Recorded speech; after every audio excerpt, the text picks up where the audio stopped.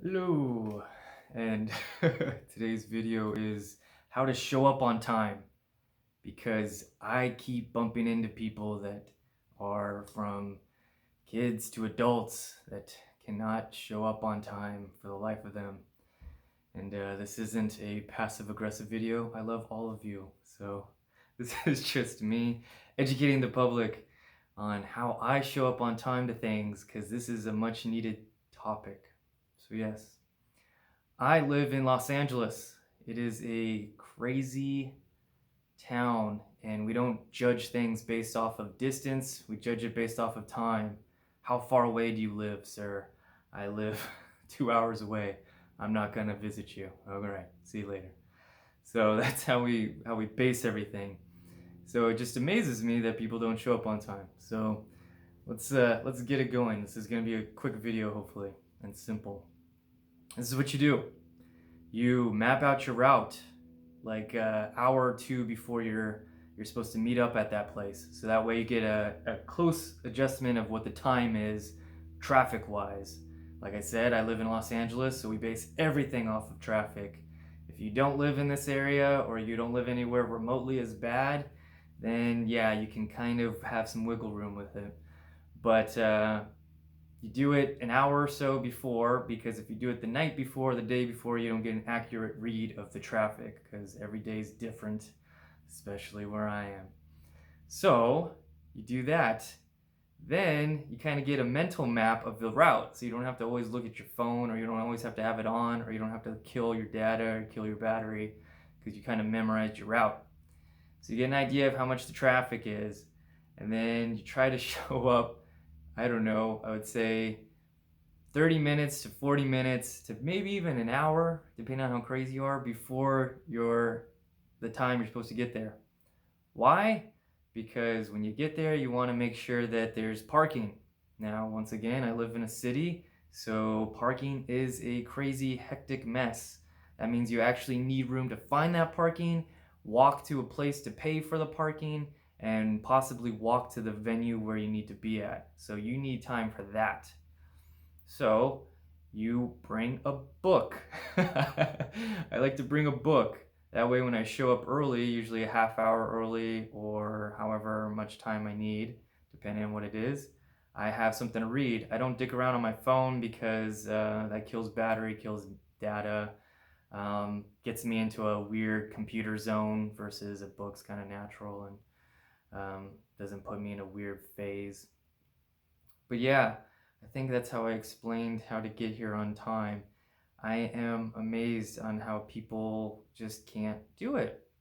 And it's just, I guess now I want to get into the psychological part of it.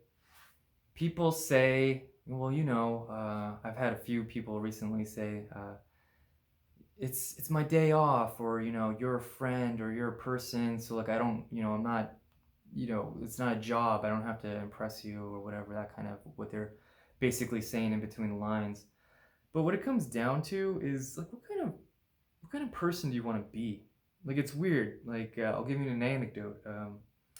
My mother takes a yoga class, and there's a yoga teacher who's actually known for always being late, but she always has an excuse for why she's being late.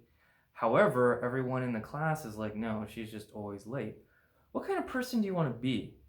Do you want to be that person? Like it's weird to me. Like I don't want to be known as the late person. I don't. It's not a characteristic I want. So it's weird to do that to friends. It's weird to do that to to anything. And it's not hard. That's the weird thing. And so obviously there's forgiveness room for I don't know, parties. Yeah, we don't show up on time for that. Fine. Friends and family, if there's no hard time, like we have to be at a restaurant reservation or something, fine, I get it. 5 to 10 minutes with warning, like a little text, hey, I'm going to be a little late. Fine, it's all fine. But it's when you get to like a title for yourself. I am the guy who's always late. I just kind of go, like that's not that's not something to be proud of. That's not something you want. And it's really easy for the most part. Little disclaimers: public transportation public transportation.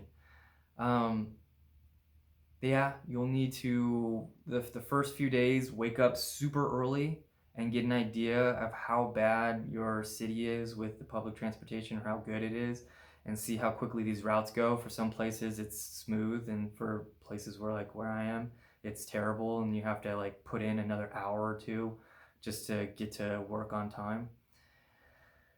Parents, you get a lot of forgiveness. Kids are just a huge variable, long naps, short naps, they have to eat, all that jazz. So you do get a pass for being late or not showing up to something or canceling, because kids are and will always be number one priority. Um, yeah, but for all you that aren't, stop being a what is it, POS or something. It's just childish and silly and just kind of like, come on, come on, come on. Like, your world's not that crazy. Most people, most average people, world's not that crazy. They can map out their day. They could plan for that. They can do that. If anything, they can text and say, look, I'm going to be late. And like I said, you always have that forgiveness to do that. You just can't be that person. Once you do it 4 or 5 times, or you start to get that title, it's hard to shake. It's hard to shake. Here's the thing. Here's why it's a big deal. Because if you have drama in your life and you know what kind of person you are, your life's stressful, you have all these things, nobody wants to help you, no one's throwing you a bone, you think life is super hard. Well, guess what? If you're the kind of person who lives this kind of tardy life, you are telling so many people, friends, family, loved ones, strangers, what kind of person you are and what kind of help they need to contribute and how much help they need to contribute to you. So this will make your life even better if you just do this. And it's just because you're telling people on a subconscious level, on a conscious level, look, I can be reliable. I can be somebody. I can be a person who values your time, which is the next topic I want to get into. Who are you to say my time is more important than your time? Let's meet at this time, but I'm not going to do that ever. And then we're still going to be friends. We're still going to be cool. We're still going to be like, you're still going to be. Do you want that to happen to you? Like, do you want that kind of person in your life? Do you want like those people, like if you need somebody, truly need somebody, do you want that tardy person?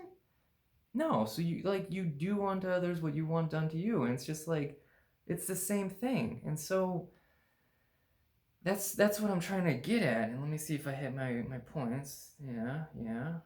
Can't wait. Disclaimer, aggressive. Yeah. And so it's just like you can't. It's crazy. Don't be that person. Don't be tardy all the time.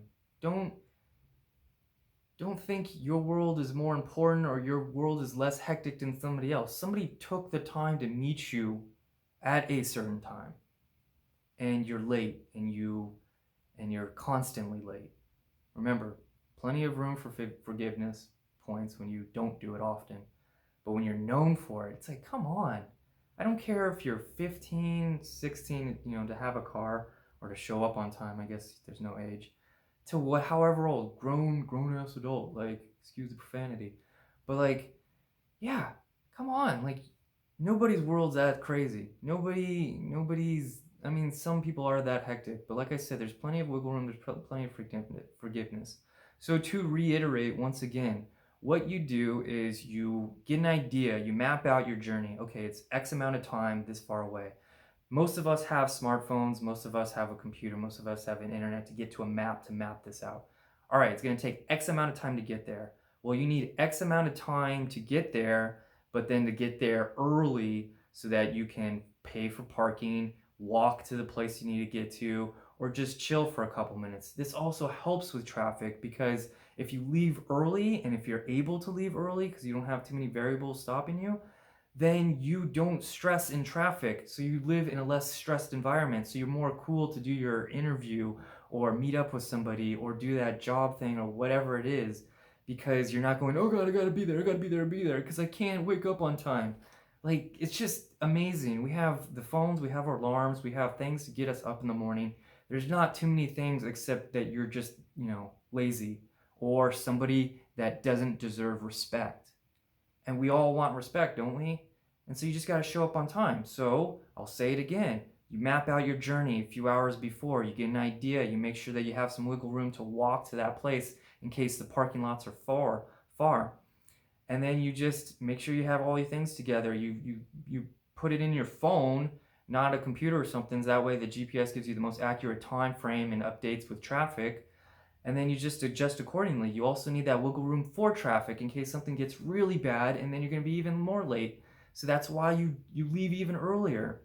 And so that's just this is my video, which is probably not quick anymore, on how to show up early on time. It's respecting other people's time. It's showing that you're professional. It helps you make your life so much easier. It makes your life so much less stressful. You look professional. You look like somebody who needs to be respected. Because of what? Because you showed up on time or 10 minutes earlier or whatever. And it's the silliest thing, but you'd be surprised how many people don't do it. And here's the other thing. You do this thing, and holy moly, like you will stick out from so many. There are what, 7 billion people in the world? Well, guess what? I'm gonna say like 6 billion of them are lazy or something. No, that sounds just super terrible. 6 billion people are probably not going to show up on time for the sake of this argument. And you can weed yourself out and be with the other billion, the 1%. No, that sounds terrible too. But no, making bad jokes. But yeah, so I think that's everything you need to get there on time. It's pretty much investing in a smartphone and making sure that you punch it into that phone to get the ideas of traffic, how far it's going to be, and how long it will take you. And then I would give it an hour, sit in your car, hang out, bring a book you like, be on the phone, have something else to keep you busy as you're waiting. But that is how you show up on time, and that is how you make your life that much better, everyone else's life that much better, and the world will actually be smoother and less crazy. And yes, now look at my torso.